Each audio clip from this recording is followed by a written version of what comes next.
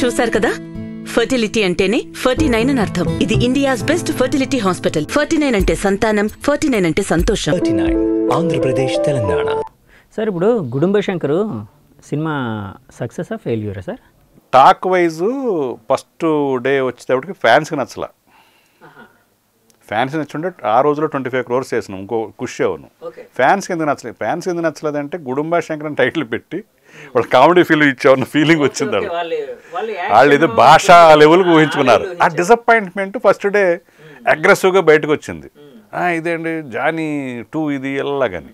తర్వాత మెల్లిగా అందరూ మన కళ్యాణ్ గారి ఫ్యాన్స్ అంతా నాకు ఫోన్ చేసేవాళ్ళు, ఎలా ఉంది సార్, అలా ఉంది సార్, మేము ఏదో ఊహించుకున్నాం సార్ అని. సినిమా బాగానే ఉంది కానీ అన్నాడు. సరే అని. తర్వాత మెల్లిగా ఫ్యామిలీస్ ఎక్కడం మొదలుపెట్టారు. అప్పుడు మళ్ళీ ఫోన్ చేసేవారు, సార్ ఇప్పుడు ఫ్యామిలీస్ అది బాగా నచ్చింది సార్ అడుగుతున్నారంట. మీరే జడదొప్పుతున్నారు, హీరోలు మంచి సినిమాలు చేయలేకుండా అంత హెల్తీ కామెడీ ఫిలిం చేస్తే మీకు నచ్చకుండా మీరే అలర చేశారు అని నేను ఎదురు తిట్టేవాడిని. ఎవరో తిట్టుండ్రు వాళ్ళని, నేనే తిట్టు. వెరైటీ సినిమాలు చేయని వాళ్ళే.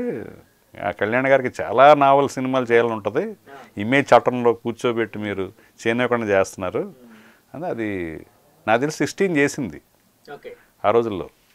అంటే బ్రేక్ ఈవెన్ 12 అయింది, 12 వరకే. 12 అయింది, 16కి అమ్మారు అది సినిమా. బయర్స్ కూడా పర్లేదు కదండి, బ్రేక్ ఈవెన్. బయర్స్ కూడా నష్టమేం లేదు, బ్రేక్ ఈవెన్ అయ్యారు. లాస్ట్ టైం ప్రాజెక్ట్ అంటే ప్రాఫిట్స్ విపరీతంగా రావాల్సిన సినిమా బ్రేక్ ఈవెన్ లాగింది అనేది. అంటే మీరు అప్పుడు ముందే ఇది ఫుల్ లెంత్ ఎంటర్టైనర్ అని ముందు ఫ్యాన్స్కి చెప్పేసి ఉంటే బాగుండేదేమో. మా సినిమా ప్రభావం మీకు శంకరదాదా MBBS యాడ్లో ఉంటుంది. వాళ్ళు ఇలాగ అలాగ అంటే కామెడీ ఫిల్మ్ తీస్తున్నాం అనేది ఫస్ట్ నుంచి చెప్పడం ఫస్ట్ ఆఫ్ ఆల్ ఇది పనికొచ్చింది వాళ్ళకి.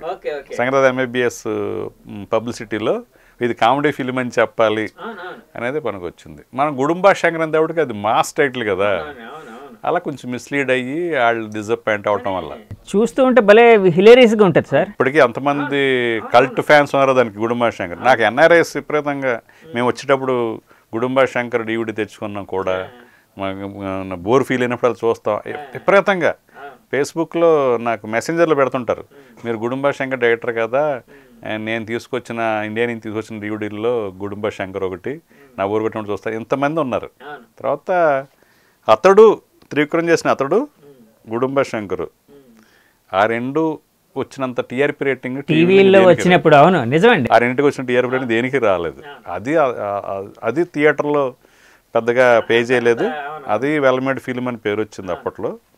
ఇది TRP రేటింగు విపరీతంగా. నాకు తెలిసి ఈ రెండు చెప్తారు నాకు, అంటే టీవీలో వస్తారు కదా సార్ మీది అతడు.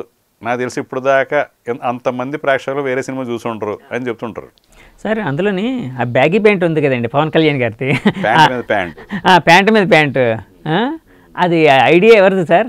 మీరేమైనా ఐడియా ఇచ్చారా లేకపోతే ఆయన? నేనే ఐడియా ఇచ్చిందేం కాదు. ఒక షూటింగ్ జరుగుతున్నప్పుడు ఒక రోజు మహాబలేశ్వర్లో ఆయన ప్యాంట్ మీద ప్యాంట్ వేసుకొచ్చి ఇది బాగానే ఉందా, వీడు స్ట్రీట్ స్మార్ట్ క్యారెక్టర్ కదా, ఉండొచ్చు. అది ప్రత్యేకంగా దాని గురించి కోట్ చేస్తారని తెలియదు ఆ రోజుని. టపోరీ క్యారెక్టర్ కదా, స్ట్రీట్ స్మార్ట్, అమ్మాయిని అమ్మేసే అచ్చుకి ఇచ్చినాడు, అలా ఓకే అనుకున్నాం. ఆ తర్వాత దాని మీద అంత డిస్కషన్ జరుగుతుందని తెలియదు. ఆయనే వేసుకొచ్చాడు సార్. సినిమా రిలీజ్ తర్వాత ఫలితం చూసిన తర్వాత పవన్ కళ్యాణ్ గారు ఎప్పుడైనా మిమ్మల్ని కలిసారా? మీరు ఆయన్ని కలవడం జరిగిందా, మాట్లాడుకోవడం జరిగిందా? చాలా సార్లు కలిసింది అనుకుంది. అదే ఇది ఏమన్నారు ఆయన? అంటే ఫలితం కోసం ఏమైనా మాట్లాడారా? ఆయన అయితే ఇప్పుడు చాలా టేక్ ఇట్ ఈజీగా ఉంటారు. అతిథుడే. తర్వాత మళ్ళీ ఎందుకు సార్ ట్రావెల్ చేయలేపారు ఆయనతో? యాక్చువల్గా 2 సార్లు మనకే అవకాశం వచ్చింది, కానీ చేస్తే బెస్ట్ చేయాలన్న దీంతో ఉండిపోయాను నేను. అంటే చేస్తుంటే బెస్ట్ అయ్యేదేమో కదా సార్? లేదు, అంటే ఇప్పుడు అందులో డిజాస్టర్ అయినవి కూడా ఉన్నాయి. ఒక ప్రొడ్యూసర్ పోయి మీ పేరు చెప్తాను ఈ సినిమాకి, మీ మీద బాగా ఇంప్రెషన్ కదా, ఓకే అంటాడు. ఆ సినిమా తమిళ్లో చూస్తే తెలుగులో నుంచి తమిళకి వెళ్ళింది, తమిళ నుంచి మళ్ళీ తెలుగులో డబ్బింగ్ అయింది.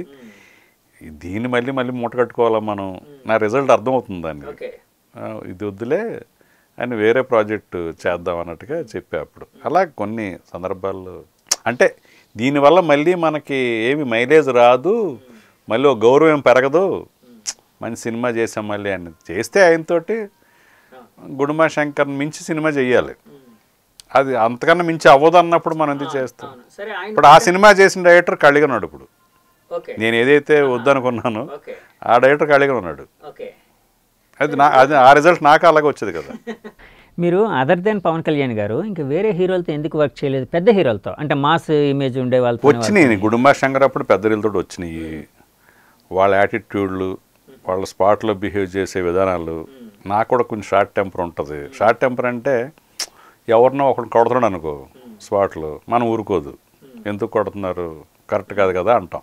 ఒక టెక్నీషియన్ కొడుతుంటే స్పాట్లో ఆ హీరోతోటి మనం ఏం సినిమా చేస్తాం? అలాగే సార్, టెక్నీషియన్స్ని హీరోలు కొట్టిన సందర్భాలు ఉన్నాయా? మీరు చూసారా? చాలా సినిమాల్లో జరిగినాయి, చాలా షూటింగ్లో జరుగుతాయి. అలాంటి హీరోలతో నేను ఎందుకు చేయాలి? నేను అక్కడ ఊరుకోను. కాదు సార్, అక్కడ తప్పు హీరోదేనా అంటే లేకపోతే అక్కడ ఏదైనా ఉండొచ్చు. అట్మాస్ఫియర్ మొత్తం చెడకూడదు కదా. చేయి చేసుకోవడం అనేది ఉండకూడదు. కరెక్ట్ కదా, అంతేనా? అంతే కదా.